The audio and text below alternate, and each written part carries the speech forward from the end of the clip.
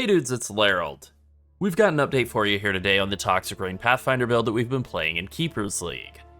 And I'll just start off by saying that it is absolutely blasting the breach hives and fortresses. Toxic Rain is perfect for this league mechanic. You can blanket the area around Ilith with a bunch of toxic rain pods and caustic arrow pools, and nothing can get close to her. It's great. We mentioned this previously on stream, but wanted to say it here on YouTube as well. We've recently started working with Mobalytics in addition to PoE Vault, so you can find links for this build in the description box below. So let's just go ahead and get into it, but first, be sure to like and subscribe, join our Discord as well. Alright, so I'm going to talk a little bit about the skills. This is the character I'm on, Baja Blast Pi, in honor of the Baja Blast Pi that exists now, right? So we're using Toxic Rain in a +3 Thicket Bow. It's got all the usual suspects here to, provide support, empower support, efficacy, Awaken Vicious Proj, Awaken Void Manipulation, and good old regular Mirage Archer. The Empower is something that I only added in upon getting the +3 Thicket Bow made, but it is obviously great, definitely better than the more duration support that I was using before that point. We have an old crafting guide on YouTube from over a year ago on how to make this. Kiri also put a very helpful written guide in the Toxic Rain Pathfinder forum channel in the Discord, so check that out as well. It's under the PoE 1 3.27 builds category. Then the other main 6 link that we're using here in this Lightning Coil, which took an absolutely astonishing amount of tainted currency to get to 6 link, is Caustic Arrow, of course, linked to Mana Forged Arrow support, and then Awaken Arrow Nova, Awaken Void Manipulation, Awaken Vicious Proj, and Life Tap. That Life Tap is essential for making the mana cost of this be 0, so the Mana Forged Arrows will trigger every single time that we shoot out Toxic Rain, assuming that the cooldown is available, and you can see it's just shooting tons. It's also chunking our health because of that Life Tap, but that's okay because Life Tap gives us a ton of increased life recovery from Flask. We're able to maintain pretty much 100% uptime on our Flask. So this actually just works out to be like a net positive, and then we get insane built-in clear while only having to press one button. But then also we have Frenzy and Toxic Rain of Withering hooked up to Mana Forged Arrows, and another link here with Culling Strike as well. So this is giving us Frenzy charges, it's giving us that 10% more damage on single targets out of culling them, and then it's also giving us basically just guaranteed 15 stacks of Withering all the time on everything we fight, and again, these both just have such low mana costs that they're going to be free as well. I'll kind of talk about the gear on that front in a little bit here, just to wrap up the rest of the skills. We're using Petrified Blood, Malevolence, and Haste as our 3 auras. Despair I am just self-casting at the moment. I have a Despair on hit ring that I've crafted.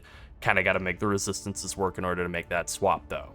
Then for the final link here, we have Immortal Call, Automation, and Withering Step linked together. Flame Dash is just kind of has to be in there to fit in. It doesn't get affected by Automation. Automation doesn't trigger your hideout anyway, but it's not instant, so it doesn't matter, you can link it in there. But Withering Step and Immortal Call both being automated helps with having Wither stacks up, with moving around, and with being tanky. Alright, now let's move on to gear, and we'll start with the section that everybody wants to know about, and that would be the grafts. So the Battering Olgraft summons 4 big hands whenever you're near rare or unique enemies. It's on a 10-second cooldown. They slam down and they do an astronomical amount of damage. Yeah, they do a lot of damage. There are some suffix mods that you can get on this to make that even higher, like this increased damage mod. There's another one that makes the cooldown even longer but makes them do more damage. I've gone with this increased damage and increased area of effect option. This makes the hands pretty big, so if enemies are kind of moving around a little bit, they can still get slammed. If you're doing like Maven invitations, which is kind of what we were doing most of stream tonight, you might be able to get the hands to double hit multiple bosses at the same time, which is awesome. Then getting increased Graft Blood gained on both of your hand prefixes is ideal, because Graft Blood is kind of the bottleneck for this mechanic, and so getting as much as you can is great. Then you have 2 really good options for prefixes out of the old grafts, just for buffing yourself. One is the maximum life roll, which is what I have here. Another one is an increased damage over time multiplier. That does work for your Toxic Rain and Caustic Arrow damage. It's huge. Great if you can get it. I guess I would say I got unlucky and I got life. I don't really feel bad about it though.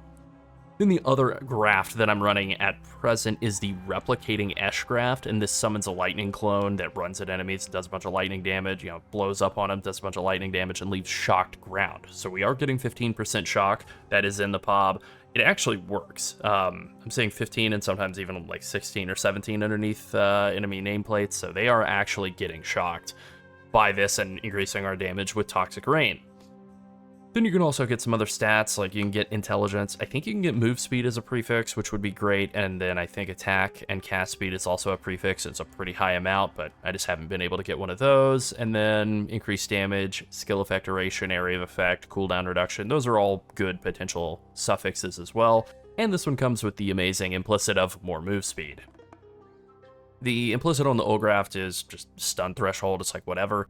But because this thing stuns, it actually has a tendency to just like interrupt bosses in the middle of their attacks. It was really helpful on Uber Elder, like it just shut down multiple casts of Uber Elder, and a lot of Pinnacle bosses have just been like starting up something nasty, and then the hands show up and karate chop them and say no. As for the rest of the gear, I already mentioned the +3 Thicket Bow. This is definitely the highest priority for your gear upgrades.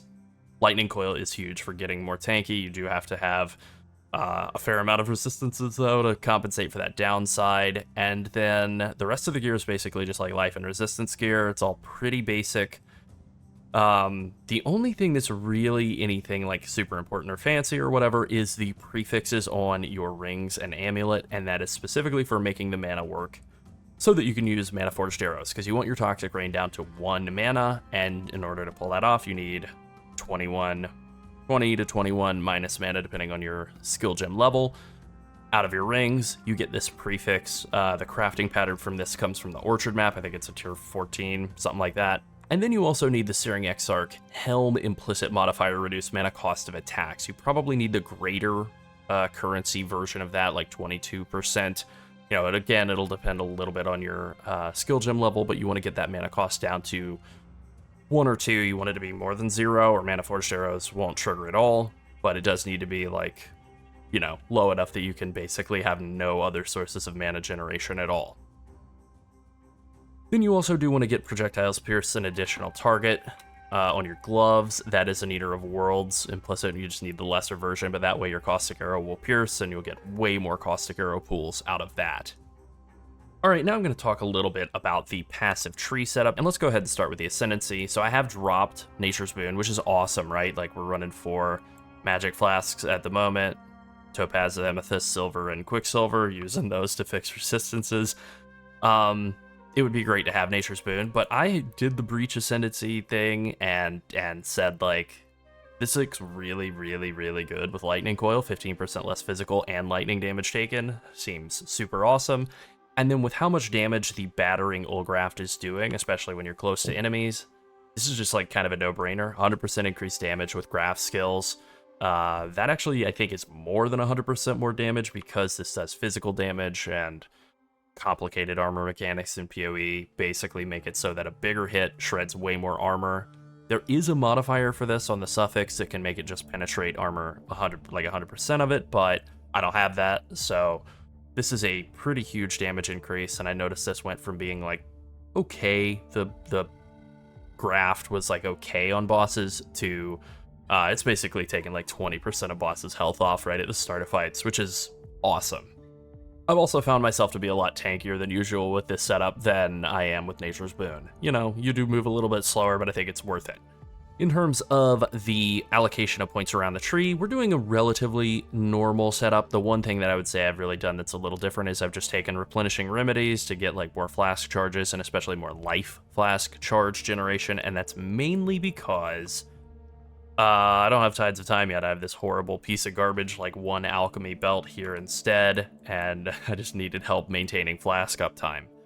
I'm also still in the process of like getting some suppress on gear, so I'm still sticking with quick step. The move speed isn't too bad either. I'm a little overcapped on suppress. I think it's like 112% or something like that. Yeah, 112 according to this, but yeah, anyway, that's obviously still working.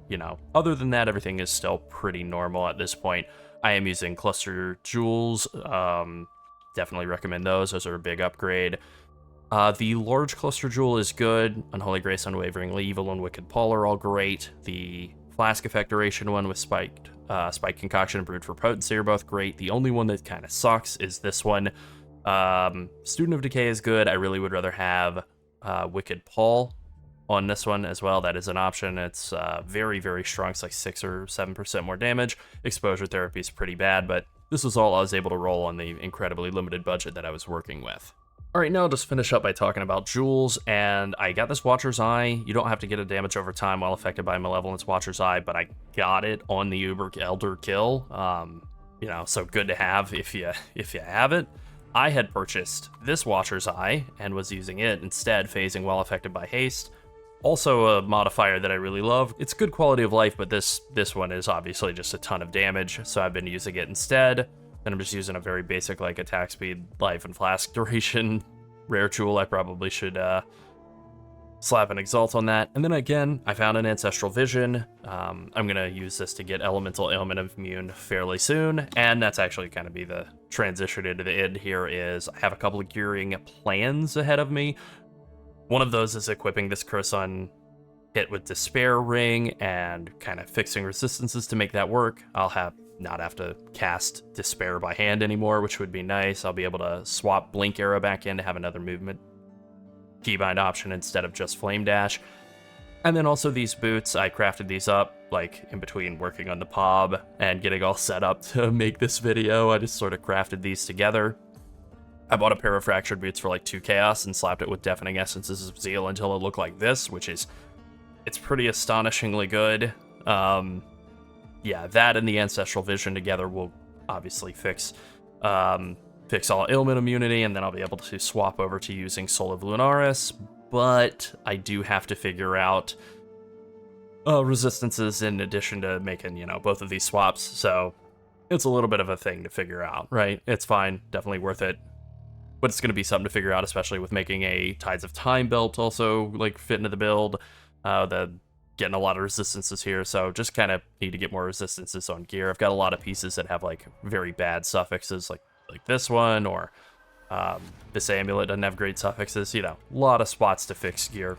My gear is very bad. I'm very poor at the moment. It's fine.